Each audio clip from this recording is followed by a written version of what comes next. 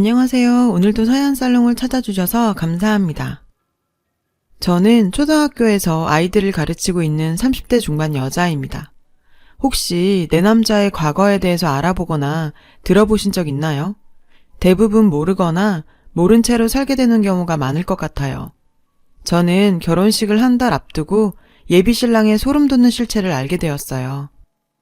소위 결혼시장에서 금값이라는 초등학교 여교사지만 30이 넘도록 결혼을 못하고 있는 탓에 노처녀 선생님으로 불리고 있었어요. 그렇다고 제가 눈이 높거나 결혼 의지가 없었던 것도 아니라 꾸준히 지인들에게 소개받아 왔지만 예쁘지 않은 외모와 소심한 성격 때문에 퇴짜맞기 일쑤였죠. 몇 년 전부턴 이번 생에는 결혼과는 인연이 없나 보다 생각하게 되었어요. 그래서 주변 사람들이 물어볼 때마다 독신주의라고 말하면서 저를 스스로 보호할 뿐이었어요. 그렇게 몇 년을 지내다 보니 남는 건 시간뿐이고 주변 친구들은 시집가서 자기 삶을 사느라 바쁘니 점점 할 일이 없더라고요. 주말마다 자전거 라이딩 동호회 나가서 시간을 보내는 게 유일한 낙이었어요. 여느 날처럼 라이딩을 준비하고 있었는데 누군가 저에게 말을 걸었어요. 저기 제가 오늘 처음이라. 신입 회원이었던 그 남자는 첫 라이딩에 많이 긴장한 모습이었어요. 그런 모습이 제가 처음 이 동호회에 들어왔을 때의 모습 같아 보였죠. 뭔가 불안불안해 보여서 이것저것 도와주게 되었어요. 그 덕분인지 무사히 첫 라이딩을 마쳤어요. 라이딩 후 신입 회원 환영회 겸 회식 자리를 가지게 되었는데요.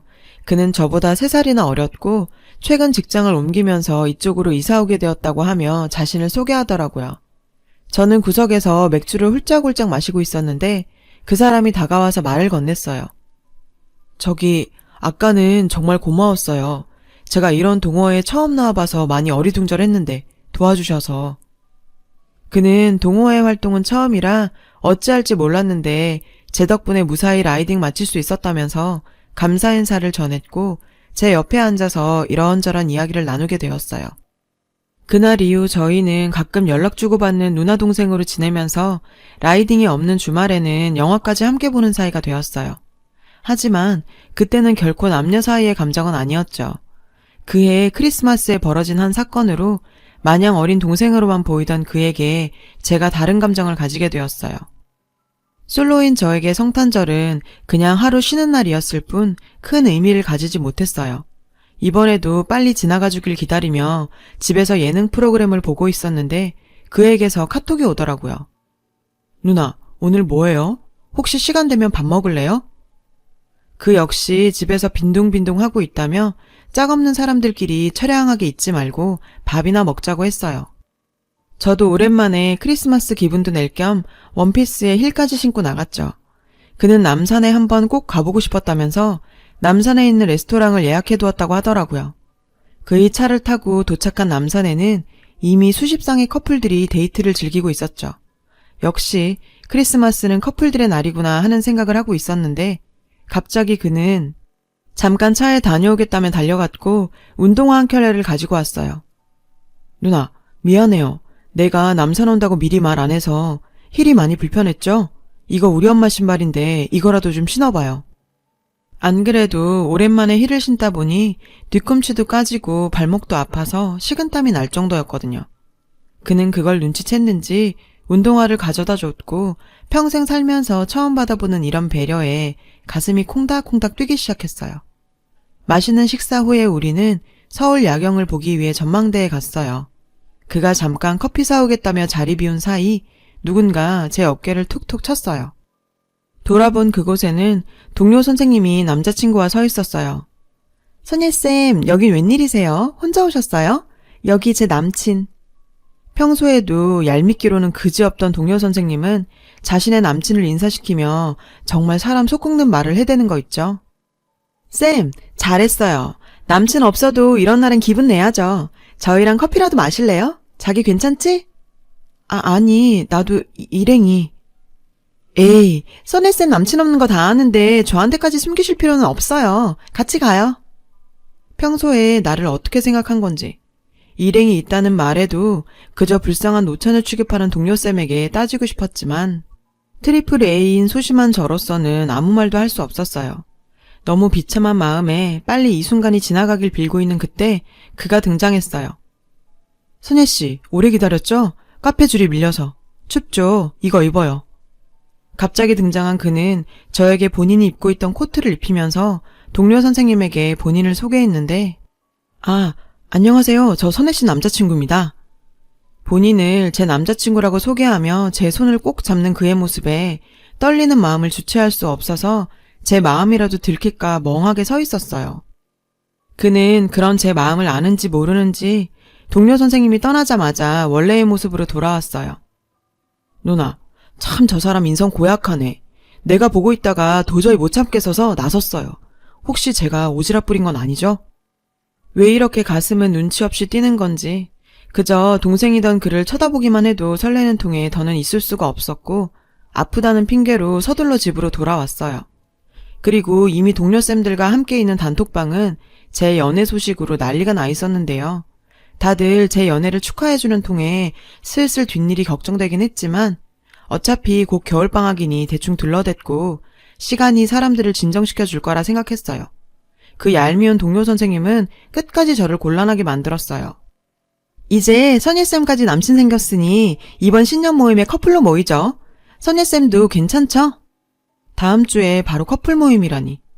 일주일도 지나지 않아 제 가짜 연애가 들통나게 생겼으니 커플 모임이라는데 혼자 가는 것도 너무 비참할 것 같아서 이번 신년 모임에는 무슨 핑계를 대서라도 빠지기로 생각했어요.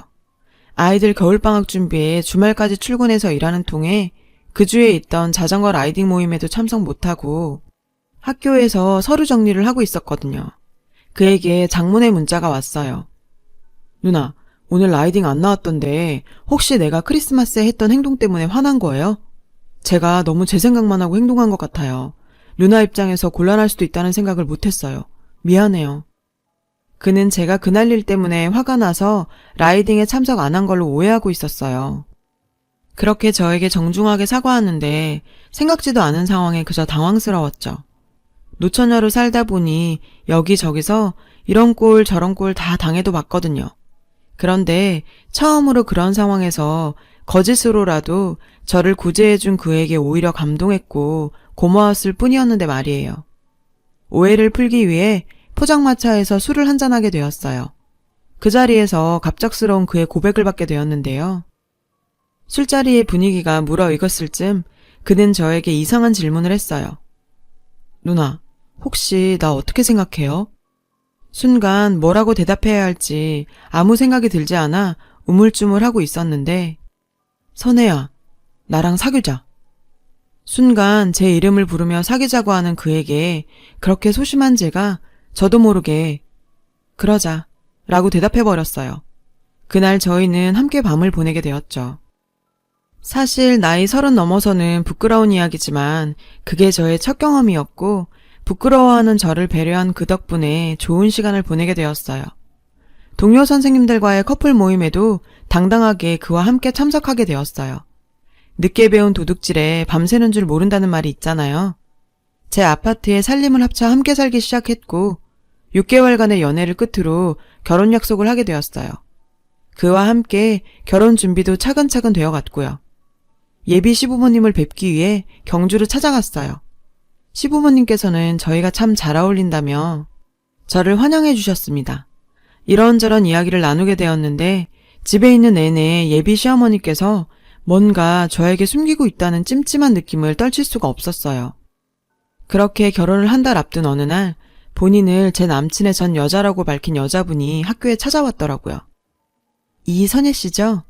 제가 이러는 게 그쪽한테 맞는 행동인지는 모르겠지만 그쪽이랑 결혼할 박태민 씨를 얼마나 아세요?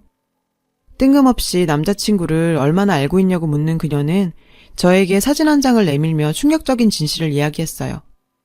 혹시 그 집에 갔을 때 5살 정도 된 아이 못 봤나요? 그 이야기를 듣는 순간 머릿속에 뭔가 스치듯 그의 경주 본가에 갔을 때 장면이 떠올랐는데 분명 예비 시부모님 2분만 살고 있다는 집에 애들 장난감이 왜 이리 많은 건지 가족 사진 속에 있던 아기는 누구인지 제가 그 집을 다녀온 후 느낀 그 찜찜함의 실체가 밝혀지는 순간이었어요. 그녀는 본인이 그 아이를 낳았고 그 아이의 아빠가 바로 제 남자친구라고 밝혔어요.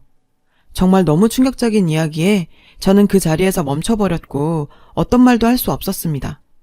20살이던 그녀는 제 남자친구의 아이를 가지게 되었다고 해요. 어린 나이의 임신은 어느 누구에게도 환영받지 못했대요. 아이만 낳은 채 아이 아빠에게 버림받았다고 하더라고요. 그래도 자기 핏줄은 땡겼는지 제 예비 시부모는 아이를 데리고 가서 키우겠다며 아이조차 빼앗아갔고 어렸던 그녀는 어떤 선택도 할 수 없었다고 했어요. 아이가 너무 보고 싶어서 찾아가 봤지만 아기 볼 자격도 없다며 매몰차게 거절당했다고 하더라고요. 아이 아빠는 전화조차 받지 않았고요. 어떻게든 아이의 양육권을 찾기 위해 방법을 찾던 중 결혼 소식을 접하고 저를 찾아왔답니다. 저에게는 그렇게 따뜻하고 배려해주는 그 남자와 시부모가 그런 잔인한 과거를 가지고 있다는 사실에 너무나 끔찍했지만 그에게 꼭 확인해봐야 했어요. 자기 혹시 나한테 할 말 없어? 내가 오늘 이상한 이야기 하나를 들었는데 당신한테 아이가 있다는 이야기. 제 이야기를 듣는 순간 남자친구는 손까지 벌벌 떨 정도로 당황했어요. 아니 그게 무슨 말이야 그게. 도대체 어떤 이야기를 들은 거야? 그런 일 절대 없어. 아니라고 말하는 그였지만 그의 당황하는 행동은 제가 물어본 질문에 대한 답으로 이미 충분했죠. 저는 그에게 파혼하자고 했어요. 그러자 그렇게 따뜻하고 배려했던 그는 숨어있던 본색을 드러냈어요. 뭐라고? 파혼? 어디서 개떡 같은 소리를 듣고 와서 파혼? 정신 차려. 우리 결혼 한 달 남았어. 이미 식장도 다 잡았고 청첩장까지 다 돌렸는데 지금 무슨 개소리야. 넌 결혼할 여자한테 그걸 숨기고 결혼하는 게 말이 된다고 생각해? 내가 그걸 알고 너랑 어떻게 결혼을 하니? 진짜 다 늙은 오처녀 구제해줄랬더니 이것저것 엄청 따지네. 선혜야, 잘 들어. 네 나이 35이야. 이번에 나랑 파혼하면 네 주변에 다 소문나고 너 평생 결혼 못해. 잘 생각해. 알겠어? 사실 맞는 말이죠. 제 나이 35에 지금 결혼을 못하면 앞으로 결혼을 못할 확률이 높겠죠. 그렇다고 저런 남자와 살고 싶지 않았어요. 저는 그를 집에서 내쫓아버렸죠. 그리고 한참을 집에서 울면서 지냈어요. 뒤늦게 찾아온 인연이라고 생각했던 남자가 그렇게도 나쁜 인간이었다는 걸 알게 되니 더는 남자를 만날 자신이 없더라고요. 주위 사람들에게 뿌려놓은 수십 장의 청첩장과 부모님에게는 도대체 어떻게 말해야 할지 머릿속이 터질 것만 같았고 정말 그 인간을 만나기 전으로 시간을 되돌리고만 싶었어요. 그렇게 시리에 빠져 지낸 지 일주일, 누군가 집에 찾아왔어요. 그 인간 엄마였어요. 정말 그 식구들은 꼴도 보기 싫었지만 그냥 돌려보낼 생각에 문을 여는 순간 저를 밀면서 집 안으로 들어왔어요. 다짜고짜 소리쳤는데요. 얘, 너 우리 아들하고 파혼한다고 했다면서? 결혼식 얼마나 남았다고 도대체 무슨 짓이니? 적반하장도 유분수지. 오히려 저에게 화를 냈고 왜 파혼하는지도 모르고 찾아왔나 해서 설명해줬습니다. 저기 댁 아들한테 아이가 있다면서요. 애 있는 걸 숨긴 사람이랑 어떻게 결혼을 하겠어요? 저 바쁘니까 돌아가세요. 그러자 그 여자는 정말 어처구니 없는 말을 내뱉기 시작했어요. 아이 있는 게 무슨 흠이라도 되니? 네 나이에 우리 아들 같은 사람이랑 결혼하려면 그 정도는 감수할 줄 알아야 하는 거 아니니? 네가 무슨 20대 아가씨도 아니고 오히려 배 아프지 않고 고생도 없이 아들 하나 생기면 너한테도 좋은 거 아니니? 남들은 입양도 한다더라. 너는 사랑하는 사람 자식 하나 못 걷어 키우니? 말이야 바른 말이지. 너 같은 걸 누가 데리고 가니? 나이는 많아. 그렇다고 이쁘기라니. 완전 헝거잖아 헝거. 우리 아들이 착해서 너 같은 거랑도 결혼하려고 하는 거지. 너도 후회 말고 여기서 적당히 하면 우리가 한 번은 봐주마. 그냥 저런 인간들이랑 싸우기도 싫고 더 이상 말 섞고 싶지 않아 돌려보내려고 했는데 저를 무슨 헌 짐짝 취급하면서 뻔뻔하게 구는 모습에 더는 참을 수가 없었어요.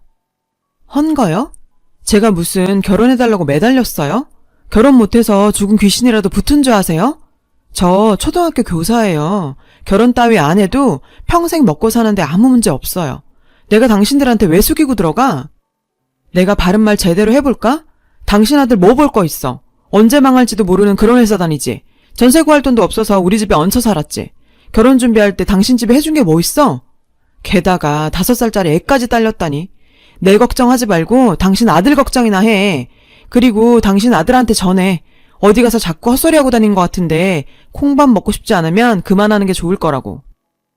제가 아무 말도 못하고 그냥 납작 엎드릴 거라 예상했던 건지 제 당당한 모습에 당황한 모습의 그 여자를 저도 밀어서 내쫓아버렸어요. 평생 누구한테 소리 한번 못 쳐보던 제가 속에 있던 말들을 다 내뱉고 나니 쌓인 울분이 다 쓸려 내려가는 것 같았어요. 지금까지 왜 이러고 살지 못했나 후회가 들더라니까요. 이 사람들도 저 같은 성격이면 쥐 죽은 듯 숨겨둔 아이 키우면서 그냥저냥 살 거라 생각했나 봐요. 파혼 후 저는 이 상황을 피하지 않고 정면 돌파하기로 했습니다. 부모님, 학교 동료 등등 결혼 사실을 알린 지인들에게 숨기지 않고 사실대로 파혼 소식을 알렸고 많은 분들로부터 위로와 격려를 받았어요. 그리고 제가 저 미친 집안에 시집가는 걸 막아준 그녀에게 뭔가 보답하고 싶어서 그분이 양육권을 찾을 수 있게 법원에서 증언도 하게 되었어요. 저 만나는 동안 한 번도 자기 애 보러 가지도 않았으면서 그놈은 법정에서 그제서야 자기 핏줄이라며 양육권을 주장했어요. 그 모습을 보니 더욱 그녀에게 양육권을 돌려줘야겠다는 생각이 들더라고요. 이런 일들을 겪고 나니까 제 마인드가 많이 변하게 되었어요. 왜 이렇게 결혼이란 걸 반드시 해야 한다고 생각했던 건지, 결혼 안 한 걸 왜 이렇게 부끄럽게 생각하고 산 건지 느긋하게 생각하려고요. 언젠가 정말 좋은 인연이 나타나겠죠. 훌훌 털어버리고 제 삶을 열심히 살아보려고 합니다. 긴 글 읽어주셔서 감사합니다. 여러분, 사연 댓글에 응원과 현명한 조언 부탁드려요. 좋아요와 구독은 저에게 큰 힘이 됩니다. 오늘도 좋은 일 가득하세요.